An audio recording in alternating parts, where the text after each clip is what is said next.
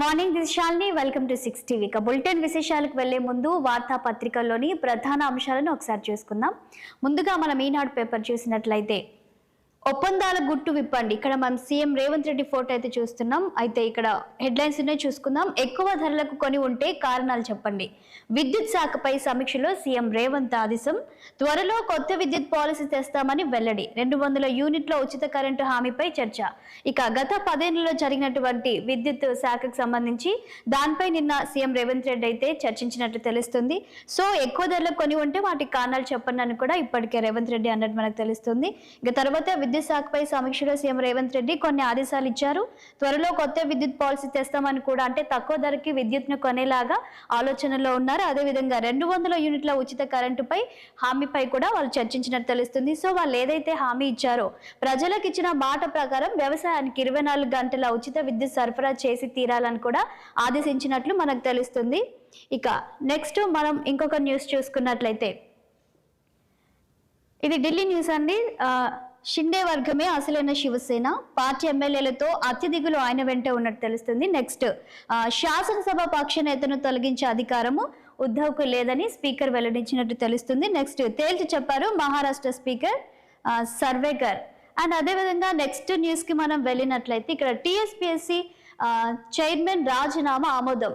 So గత కొన్ని రోజులుగా అయితే ఈ టీఎస్పీఎస్సీ చైర్మన్ ఎవరైతే రాజీనామా చేశారో దాన్ని గవర్నర్ ఆమోదించలేదు. సో ఇప్పుడు ఆమోదించినట్టు తెలుస్తుంది. మరో 3 సభ్యులవి కూడా నిష్పక్షపాత దర్యాప్తు చేసి బాధ్యుల్ని కఠినంగా శిక్షించండి. ప్రభుత్వానికి గవర్నర్ సూచన. ఇక్కడ మనం చూసినట్లయితే వాళ్లకు ఇక త్వరలో కొత్త బోర్డు ఏర్పాటు చేస్తున్నట్టు తెలుస్తుంది. చైర్మన్ పదవికి పలు పేర్ల పరిశీలనలో ఉన్నట్లు కూడా మనకు తెలుస్తుంది. సభ్యుల నియామకం పైన కూడా దృష్టి సారించినట్లు తెలుస్తుంది. ఇక్కడ మనం చూసినట్లయితే సో ఎవరైతే రాజీనామా చేశారో వారికి ఆమోదించినట్టు తెలుస్తుంది. ఈ టీఎస్పీఎస్సీలో జరిగినటువంటి కొన్ని అవకతవకలపై కూడా సో బాధ్యులు ఎవరైతే ఉన్నారో వారిని కూడా కఠినంగా శిక్షించాలని ఇక్కడ గవర్నర్ మరి ప్రభుత్వానికి సూచించినట్లు తెలుస్తుంది. నెక్స్ట్ న్యూస్ కనుక మనం వెళ్ళినట్లయితే వేగంగా వెళ్లి గోడను ఢీకొట్టి ఇక్కడ మనకి కనిపిస్తోంది. నాంపల్లి స్టేషన్ లో పట్టాలు తప్పిన చార్మినార్ ఎక్స్ప్రెస్, 6 ప్రయాణికులకు గాయాలు. సో నిన్న ఒక గోడను ఢీకొని రైలు ఇంజన్ ను పరిశీలిస్తున్న అధికారులను ఇక్కడ మనం ఒక ఫోటో చూస్తున్నాము.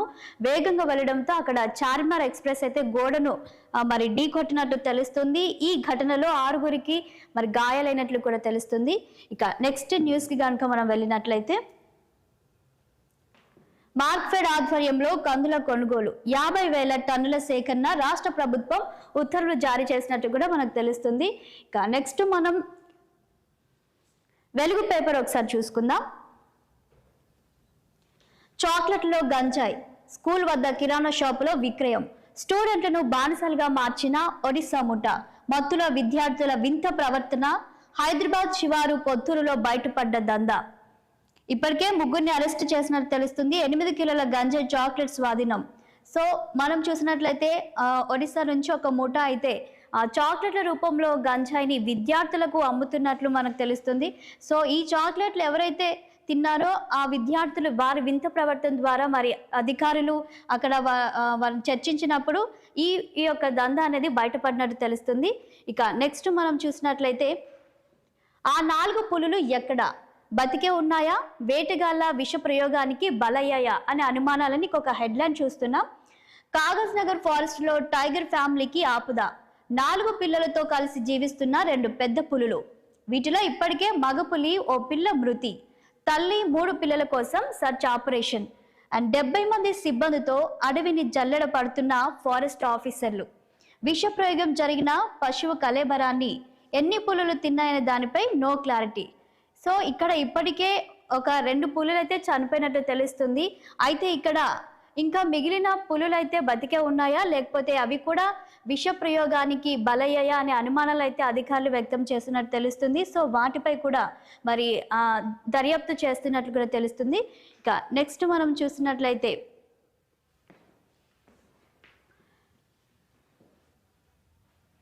ఇక్కడ ఇంకా న్యూస్ మనం చూస్తున్నాం.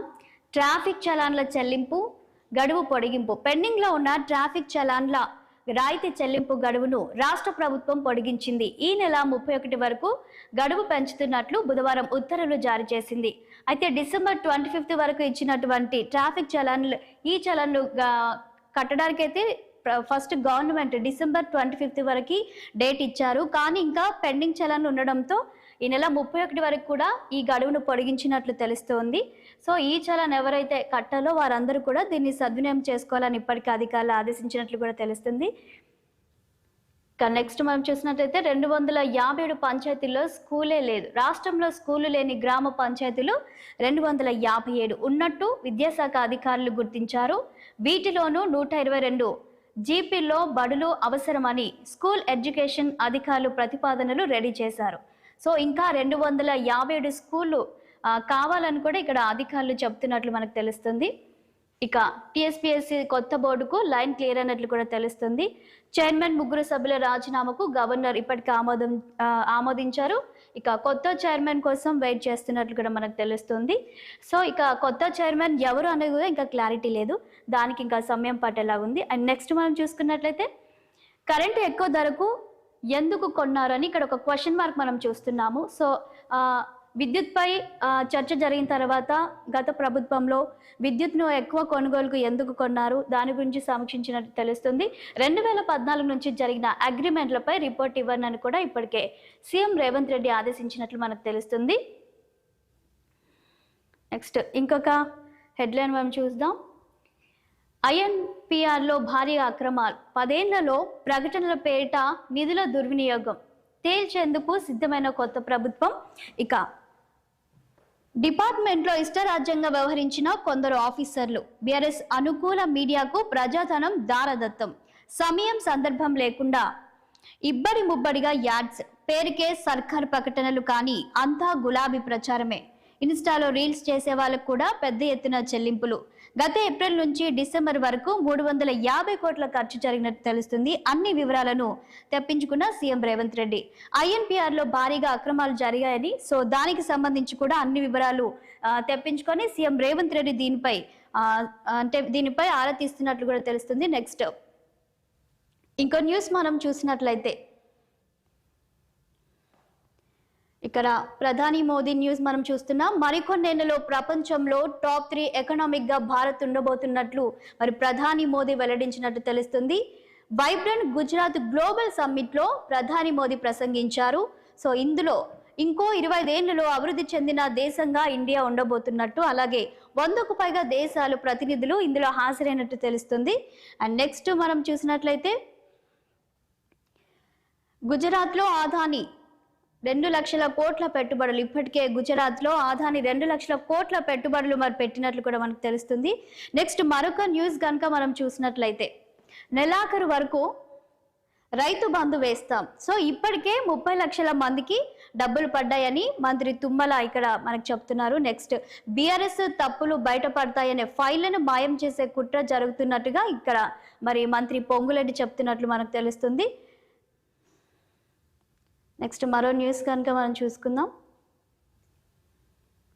లైన్మెన్ ఉద్యోగాల్లో బోనాఫైడ్ స్కామ్, ఫేక్ సర్టిఫికెట్లతో కొందరు లైన్మెన్ ఉద్యోగాలు పొందినట్లు ఆరోపణలు వస్తున్నాయి. నాన్ లోకల్ క్యాండిడేట్లు హైదరాబాద్లో నకిలీ బోనాఫైడ్ స్టడీ కండక్ట్ తీసుకొని ఉద్యోగాలు పొందినట్టు తెలుస్తున్నట్లు ఇక్కడ మనం ఒక న్యూస్ చూస్తున్నాం. నెక్స్ట్ బేడిగడ్డ బ్యారేజ్ కీలక ఫైళ్లు దొరుకుతలేవు, ఇరిగేషన్ అధికారులే మాయం చేశారని ఆరోపణలు. భూపాలపల్లి జిల్లాలో 2 రోజు విజిలెన్స్ ఎంక్వైరీ చేస్తున్నట్టు కూడా మనకు తెలుస్తుంది. నెక్స్ట్ మరొక పేపర్లోకి మనం వెళ్దాము. ఇక సాక్షి పేపర్ మనం ఒకసారి చూసుకుందాం. సో ఇక్కడ ప్రధాని మోదీ ఒక మాట చెప్తున్నారు. ప్రపంచవ్యాప్తంగా అనిశ్చిత పరిస్థితులున్న నేటి తరుణంలో భారత్ ఒక నూతన ఆశా రేఖగా ఆవిర్భవించిందని ప్రధాని మోదీ చెప్పారు. అండ్ నెక్స్ట్ ఇంకోటి చూసుకుందాం. వినూత్నమైన Covid vaccine, Bengaluru Indian institute of science IISc సైంటిస్టులు వినూత్నమైన కోవిడ్ కి సంబంధించి ఆ వ్యాక్సిన్ అయితే అభివృద్ధి చేసినట్లు కూడా మనకు తెలుస్తుంది.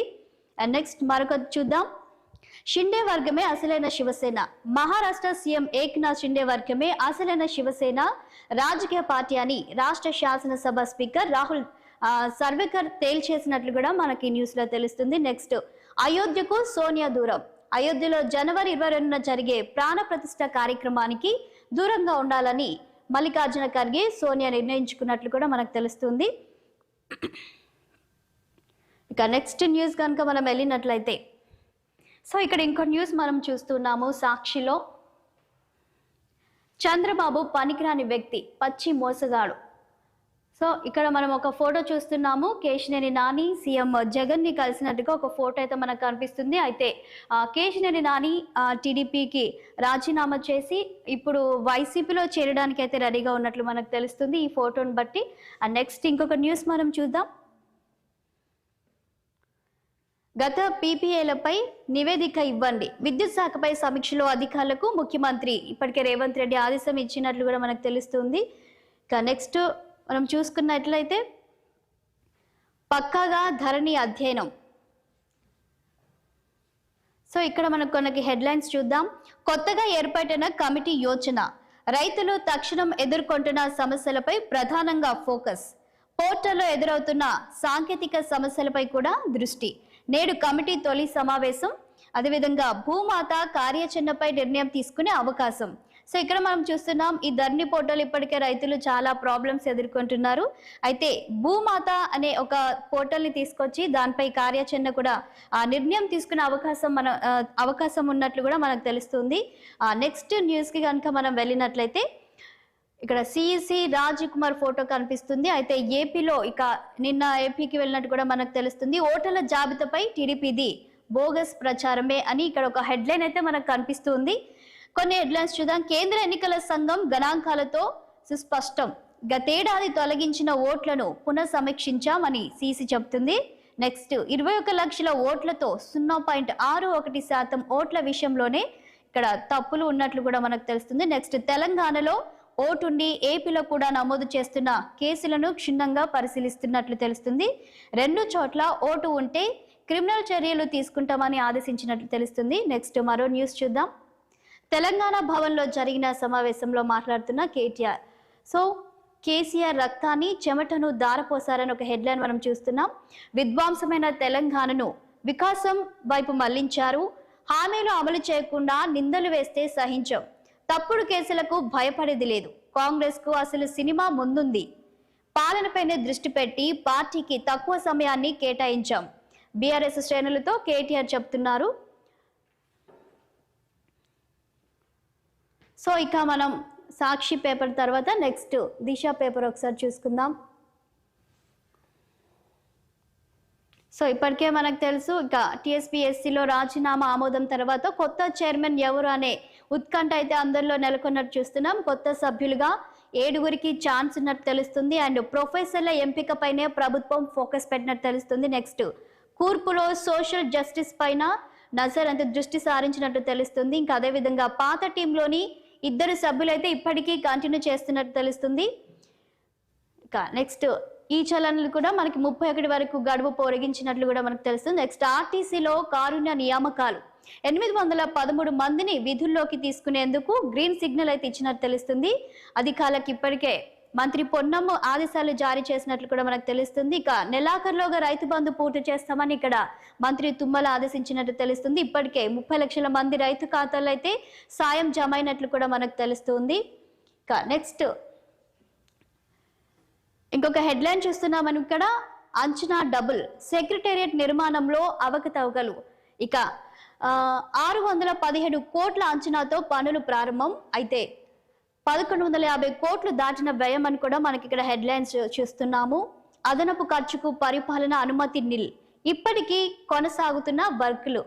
సో బీఆర్ఎస్ లీడర్లకు చెందిన సంస్థలకే పనుల బాధ్యతలు, అంచనాల పెంపుపై సర్కార్ అయితే ఆరా తీస్తున్నట్లు కూడా మనకు తెలుస్తుంది. అండ్ మరొక న్యూస్ మనం ఇక్కడ చూస్తున్నాము.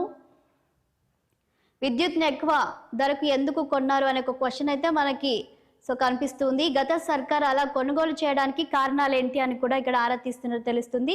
ఒప్పందాలకు సంబంధించిన పూర్తి వివరాలు ఇవ్వండి, ఇకపై తక్కువ ధరకు దొరికే కంపెనీల నుంచే కొనాలి, రైతులకు 24 గంటల ఫ్రీ కరెంట్ ఇవ్వాలి, రాష్ట్రానికి సమగ్రమైన విద్యుత్ పాలసీ అవసరమని రేవంత్ రెడ్డి చెప్పినట్టు తెలుస్తుంది. మంత్రులు అధికారులతో సెక్రటేరియట్ లో సమీక్ష, అలాగే 200 యూనిట్ల ఉచిత విద్యుత్ స్కీమ్ పైన డిస్కషన్ చేసినట్టు తెలుస్తుంది. నెక్స్ట్, నేడు ఢిల్లీకి సీఎం మంత్రులు.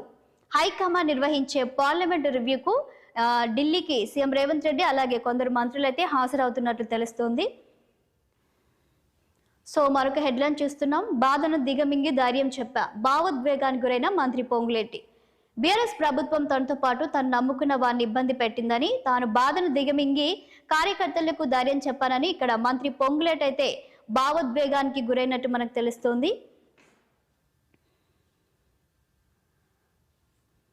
ఇక మరొక న్యూస్ చూస్తున్నాం. పట్టాలు తప్పిన చార్మినార్ ఎక్స్ప్రెస్ ఇప్పటికే 6 ప్రయాణికులకైతే గాయాలు అయినాయి. అలాగే నాంపల్లి రైల్వే స్టేషన్లో ఈ ఘటన జరిగింది. అయితే ఇంకా ఇక్కడ జరిగినటువంటి ఈ ఘటనలో మరమ్మతులు కూడా ఇప్పటికే అధికారులు చేస్తున్నట్టు కూడా మనకు తెలుస్తుంది. నెక్స్ట్ చూసినట్లయితే ఆధారాలు మాయం, భూ వ్యవహారాల ఫైళ్లు అదృశ్యం, ఎన్ఓసి ఓఆర్సి కాగితాలకు రెక్కలు, ధరణి భాగోతం బయటపడకుండా ఆఫీసర్ల జాగ్రత్తలు, ఎవిడెన్స్ దొరకకుండా చేసేందుకు కుట్ర, అక్రమాల నిరూపణకు కింది స్థాయి రిపోర్టులే కీలకం. సో ఈ హెడ్లైన్స్ అని మనకి ధరణిలో పెద్ద స్థాయిలో జరిగినటువంటి అవకతవకలపై కూడా మరి కాంగ్రెస్ పార్టీ ఆరా తీస్తున్నట్టు కూడా మనకు తెలుస్తుంది. నెక్స్ట్, 4 కాదు 20 కంప్యూటర్లు ప్రగతి భవన్ నుంచి కంప్యూటర్లు మాయమైనట్లు మనకు తెలుస్తుంది. ఇక్కడ హెడ్లైన్స్ చూద్దాం. ప్రగతి భవన్ లో మిస్ అయిన వాటిపై లెక్కలు తేల్చిన అధికారులు, త్వరలో నోటీసులు జారీకి కసరత్తు. ఇక దిశ కథనంతో చర్యలు చేపట్టిన ఆఫీసర్లన్నీ ఇక్కడ మనం హెడ్లైన్స్ అయితే చూస్తున్నాం.